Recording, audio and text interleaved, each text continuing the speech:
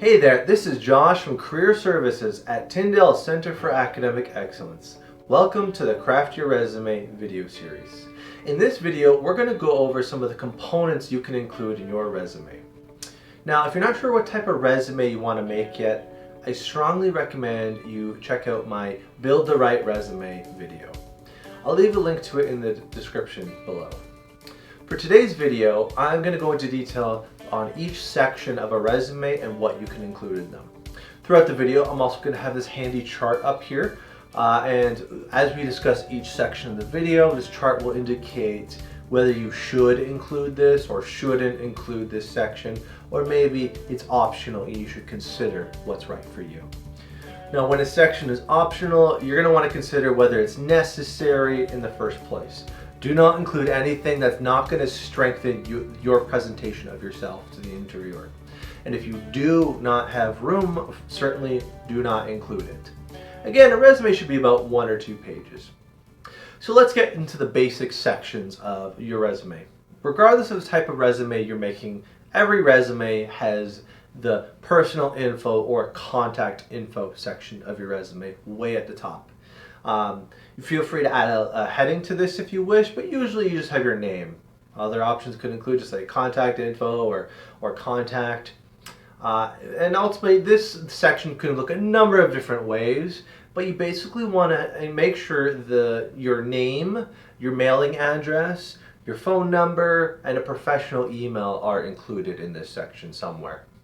Now, after this, you can include an objective section if you wish. Honestly, this is just a single line of text that will say something like objective: to obtain a part-time position as a sales associate, or a full-time position as whatever it is you're applying for. But at the time of this recording, in recent years, this seems to be going out of fashion. People aren't including objectives that often. You often mention the position you're applying for in your cover letter or through some other means, so your objective is usually pretty obvious. But if you intend to include the next section, which I'm about to go into, then skip this. Don't include your objective. Either way, if you do intend to include it or not, keep it to one very brief sentence and no more than 1 line of text. Now, the next section that I was referring to is what I call the summary section. It's relatively new anyways, but it's very much in fashion these days. And you can name this section a ton of different things. I typically go with professional summary, professional highlights, professional profile, or something along those lines. You don't even need to use the word professional though. Either way, whatever you do, this section is just a brief paragraph. That's it. But when I say brief paragraph, we're talking like 2 or 3 sentences, to be honest. No more than 4. You can do 4 if you want, but don't let this drag on. You're also not making a bulleted list of points here. It's supposed to be a very brief paragraph format. And when you're doing this paragraph, often it's good to start with a sentence about the position you're applying for, maybe a comment on yourself and your background or where you're coming from in terms of like training and experience or even education. Following this, you can include a deeper sentence as a comment on your education, your training, and any sort of certificates you have. Again, this is kind of optional. You don't have to do that. But what's really important is the following sentences that you include, which tend to be like a statement on the number of years of experience you have in a particular job field. If you can't do a number of years of experience, then maybe a sentence on a pattern or 2 of strengths that you have or that you've acquired over the years or that you've been accomplished and known for. Again, this is going to be something that you want it to be very relevant, of course. Like, that's the key here. This is your opportunity to really appeal to the employer here. Again, you're trying to keep this very brief, so you might want to practice on writing concisely if you find that challenging. I can't stress again, don't make this too long. Personally, I like to look at this in terms of lines of text as well, not just number of sentences, but the number of lines of text you have. So if you're doing like a full page width, maybe 4 to 5 lines of text. But if you're doing a resume template that's rather narrow for this section, you might want to still keep it to 4 or 5 lines of text, which means you're not going to fit as many sentences in here. So play it by ear. The point is, it's not going to take up a huge chunk of your resume. I particularly like this section for when I am working with people who lack a lot of experience, because this can help to tie all your other assets together. For example, in an ideal world, it'd be nice to say, I have 5 years of experience working in this professional field. But what we can say and what we can do is look at our history and look at the patterns of our life. Things we've done, things we've enjoyed, things we've been good at, things we've been recognized for, trained for, etc. And then paraphrase and summarize all of that together into one statement that appeals to the employer. So you can end up with something like, I have 5 years of experience supporting the underprivileged and assisting them with life management skills and helping them meet their needs. A statement like that can apply to a lot of different experiences. That's not just one job, right? So that's kind of what you're doing, or what you can do here, is you can find ways to streamline all of your experiences, package it in such a way that is relevant to the employer and appealing to them.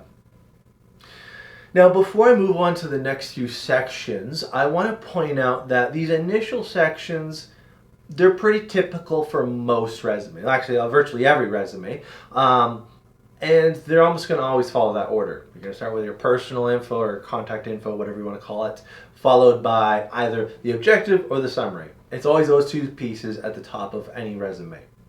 But going forward, every other section that you can include is going to depend on the type of resume you're doing, as well as your own situation. So with that said, I'm going to start with the education section, just as a bit of an example here.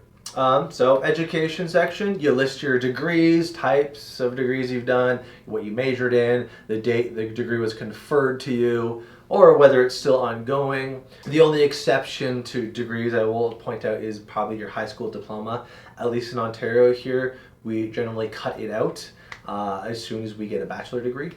So if you don't have a bachelor degree or you're not working on one, maybe you might want to include the high school degree, but the moment you start working on your bachelor, cut out the high school degree. Focus more on the bachelor. Regardless, whatever you do, the format for this section might look something like this here. You will usually list your degrees and certificates either by the name of the degree or the institution that you received it from. But you will always order them in reverse chronological order, with your newest degrees, or current degree anyways, at the top, and older degrees going down to the bottom.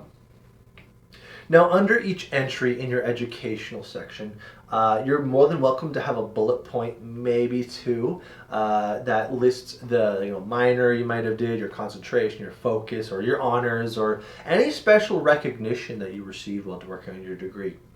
You can also include your GPA if you wish, but it's not necessary. In my opinion, unless your GPA is flattering, maybe don't include it. But if you have a flattering GPA, go for it. But that begs the question of what is a flattering GPA? Again, frankly, that's a matter of opinion.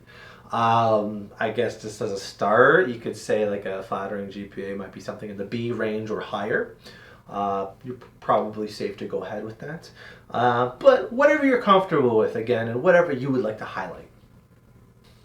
Now, for degrees that you're still working towards, you're not going to put a date of conferral because you haven't received it yet. So instead, what you're going to do is include a date range. And at the start of that range, you're going to include the year that you began the degree, maybe the month as well if you want. And at the end of that range is just going to say present, like up to now. Now, a note on where you should include your education section in your resume. You'll see that it varies between templates. If you look at different websites, templates will handle them differently. Sometimes you'll see them at the top of the resume or near the top. Sometimes you'll see it way at the bottom. Sometimes you'll see it on the right or the left.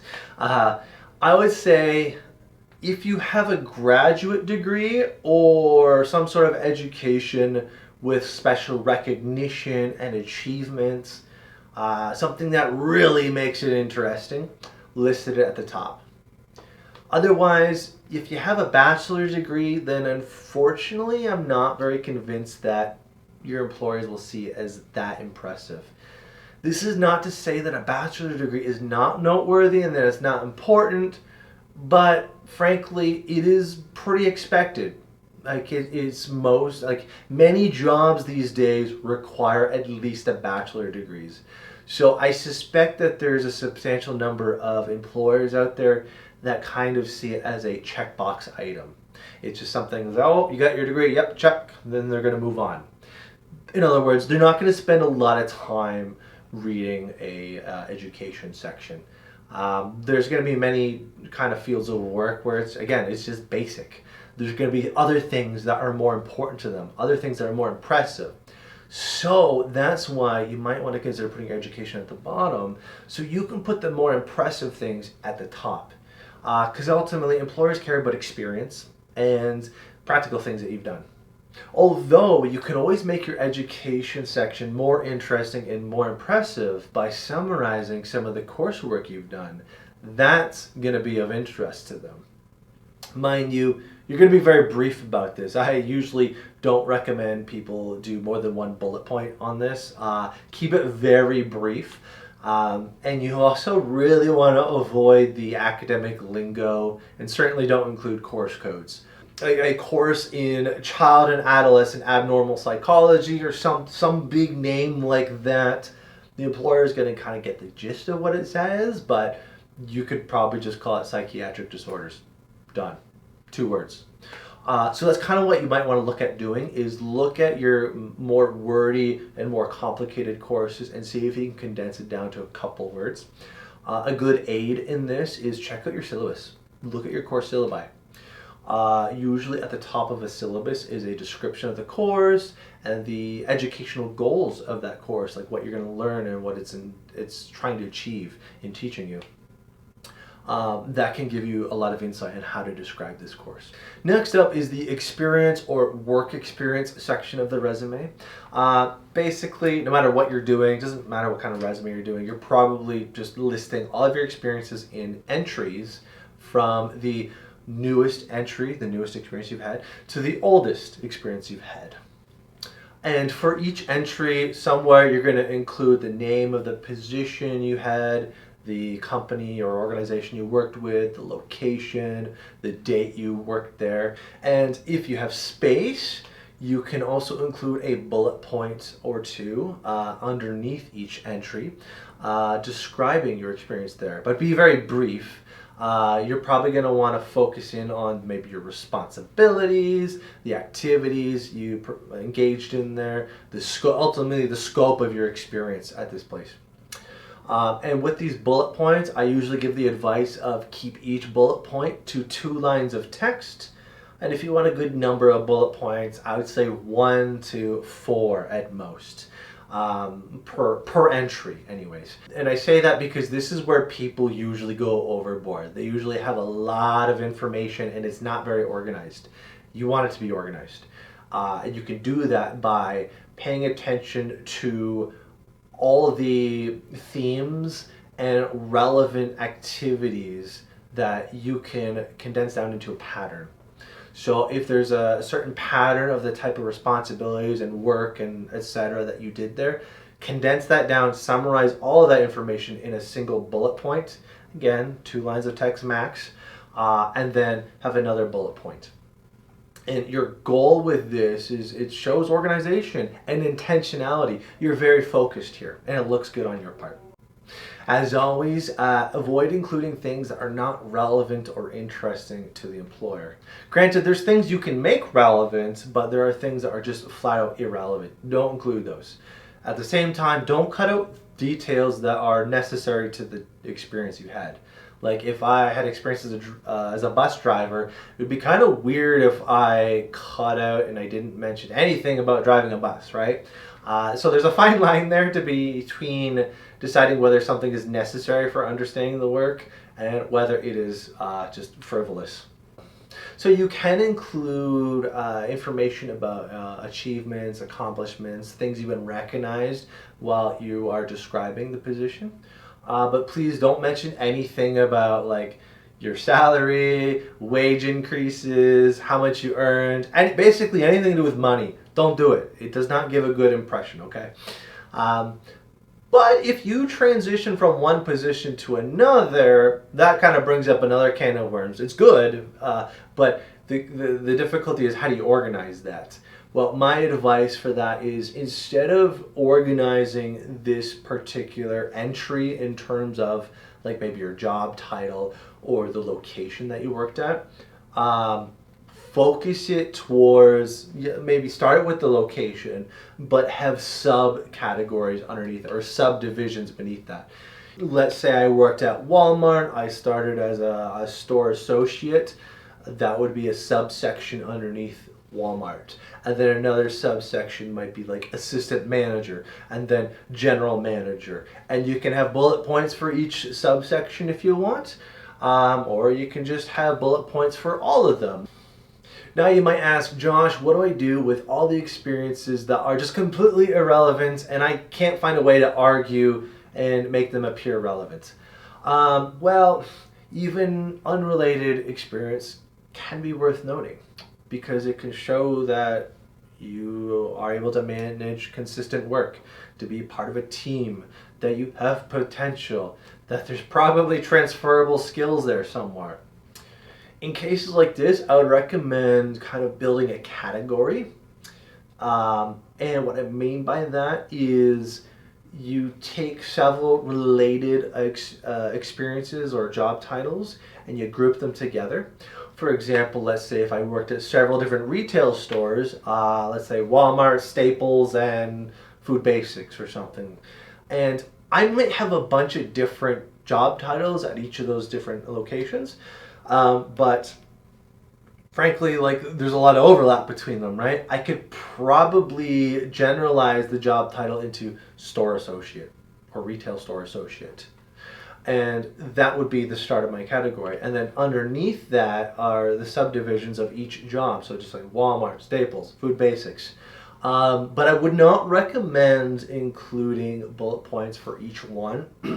If you're going to include bullet point info, maybe just have that at the end of that that category of entries. Because again, you're trying to really focus the information on things that are relevant. So you don't really want to give a bunch of space and a bunch of time to these things that are probably not relevant whatsoever. Either way, this is where the summary section can be very handy if you decide to include it, because the summary section can help you to tie together all these different aspects of your life into a neat package argument for why the irrelevant could still be considered relevant, right? So while an employer might not ordinarily see a lot of relevance in certain experiences, if you're creative enough in your summary section, you could probably appeal to them and help them to see relevance and interest in these irrelevant experiences. And who knows, you might change their mind. People often ask me about volunteer experience and extracurricular activities. And yes, these have a place on your resume. This is a chance to describe, well, your extracurricular activities, but organizations you've been a part of, personal achievements, and just everything else you've been involved with. You can organize this chronologically, much like your work history, if you wish. But ultimately, you're trying to use this to highlight experiences that are relevant to what you're applying for. Alternatively, you can use it to emphasize good character, because character is very powerful when it comes to getting a job. So you want to weigh that a little bit. Is there the relevance factor, or does it show you have good character, right? On occasion, if your resume is quite light and you just need more content, you're welcome to separate your volunteer experience and merge it into your work experience. However, please make it abundantly clear which experiences are volunteer and which are paid. You probably won't mention which are paid because it's usually assumed in the work experience section. But when you're describing in bullet points details about a volunteer section or a volunteer experience, use the word volunteer somewhere in there. As a side note, you could separate volunteer experiences and extracurricular activities and make 2 separate sections for those if you wish. Again, you could still organize them like a work history section, do some chronological ordering if you want, or even just a bulleted list could be worked fine too. However, if you do this kind of separation and dedication to, again, volunteer or extracurricular, you don't want to give a lot of space to that. You usually don't have a lot of room for this in the resume. This is often something you do in the CV though. Now it's time to talk about your strengths and skills section, or your skills or personal strengths, or again, whatever you want to name it. It's kind of this same idea in mind. This one's a lot easier. You're just listing skills that are relevant to the job and make you stand out in a bullet point list. No really extra formatting needed. These can include things like your social skills in negotiation, empathy, active listening, or organization skills in time management, scheduling, creating systems to organize things by, even technology skills in Microsoft Office, Word, Excel, Outlook, or even website design or Zoom. That's very needed these days. Or Google Suite. And you can include practical skills, like physically practical in the sense of, like, you're physically resilient, you're in good shape. Talk about how you're able to work long hours on your feet. You can lift heavy objects for long periods of time. Again, that is required for some types of work, depends on what you're applying for. And then there's the more technical skills, which are practical, but they're more precise. They might require experience or practice or some sort of training, like in woodwork or building computers or doing a particular type of software programming or some such thing. And lastly, we can't forget your character strengths or personal characteristics. You want to list those too. Include things like punctuality, your conscientiousness, how you're a natural learner, or how you constantly look to improve yourself. Things that reflect your personality and your values. That's the key word there, values. Now, obviously, you need to assess and adapt this section, the character section, the strengths, the personal skills. You want to adapt this according to what it is the employer is looking for. So read their job advertisement, look at their website. What values does their company or the employer or the organization seem to value? And then tailor the section according to that. My best advice, though, no matter what you do in this section, is focus your efforts into patterns. Look for patterns of your strengths and skills and personality. Do not add a ton of bullet points. Don't have 20 bullet points that are all brief. Instead, don't be afraid to write a brief sentence or 2 that summarizes a theme that you see in your life. Again, I kind of recommend people keep each bullet point to 2 lines of text, no more. But really, again, each bullet point is focused onto a theme or a pattern that you observe, because this shows, as I said before, intention and forethought. The other thing is to avoid making statements that apply to literally everyone, such as statements like, I'm resilient, I'm creative. Well, most people are resilient in some ways, and most people are creative in some ways. Those statements really don't say anything. I like to call them fluff. There's no substance to them. They blow away. It doesn't mean anything. So instead of saying something like that, think about showing them these characteristics rather than telling them about them. Say something like, works well under pressure, such as during large corporate events, serving hundreds of prospective customers. Something like that. Because what you're doing there is you're drawing upon past experiences or accomplishments or memories, and you're carrying that memory over a little bit, and you're using that to provide substance. You're making the statement more concrete. You're showing resilience and perseverance and an ability to also, again, work with people. That sounds great. So there's substance there, and it's not fluff that blows away with the faintest of breezes. Now you can also include a certificate in training section if you want. Here you can list first aid, food handling certificates, smart serve, any sort of special professional training you've received or technology training. If there's an expiry date, make sure to include that. Many of these trainings and certifications have expiry dates. Don't include ones that have been expired. Hobbies and interests. You can include those, but you want to make sure it's somehow relevant to the job, and that's very difficult. But if done well, it can be pretty interesting. For example, there's been a couple stories about someone who's been hired as a CEO of a big company. And part of their resume talked about their hobbies. And their hobby was in managing and coordinating a large group of players in World of Warcraft.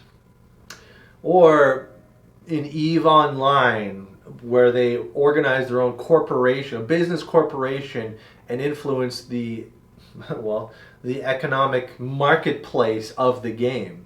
See, something like this, although it's a hobby and an interest, there's economies there. There's social dynamics. And whatever you're doing in those skills, or in those interests, you're using transferable skills. So that's what you want to think about here. What are transferable skills that you've acquired from your interests and your hobbies? And if they are relevant to what it is you're applying for, could be worth adding. References. Last but certainly not least, or it might be least depending on your opinion, we come to the reference section where once upon a time, at least in North America, this used to be included at the end of every resume, a list of references. Then it evolved into a statement that said references available upon request. But even now that statement seems to be going out of fashion. You'll probably see it on some templates and you'll see it not on others, because it's quite a debatable line these days whether you should say that. Some argue it's redundant to include references available upon request because references are expected anyways. You should have references available anyways. So why say something that's a given? Frankly, I agree with that, but at the same time, if you have room on your resume, why not include it? So at the end of the day, in my opinion, might want to think about, like, do I have room on my resume? Does it look good? I don't know. It depends on your opinion. Everyone's got different opinions on these things, and you're going to quickly see that resumes, there are so many opinions on this. This is one of those things. So do what you think is right for you here. Either way, please do not include this line, references available upon request, if you don't have references available. Most employers want to contact your references, so you're going to get caught if you don't have them prepared and ready. Generally speaking, you should always have your references prepared and available, just so they can be ready to support you. So give your references a call. Tell them about the jobs you're applying for. Tell them when they can expect to be called. That way they can talk about you in the context of the work that you're applying for. So it only helps you to have good relationships with your references here.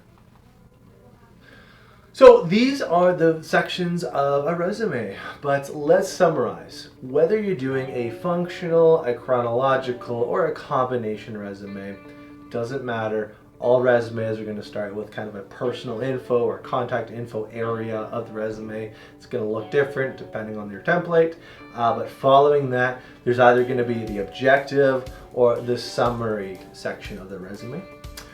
After this point, it's all up to you. And it depends on the type of resume and what your situation is, but you can include the following sections in various orders. There's the education, the work experience, the volunteer experience, strengths and skills, certificates and training, hobbies and extracurricular activities, references, You know what, it's up to you how you name these sections and how you want to organize them. Ultimately, you're trying to present, again, a good presentation of yourself. You want to give them a good image of who you are. Anyways, that's all you need to know about the components of a resume. This has been Josh from Career Services, and I'll see you in the next video. Bye.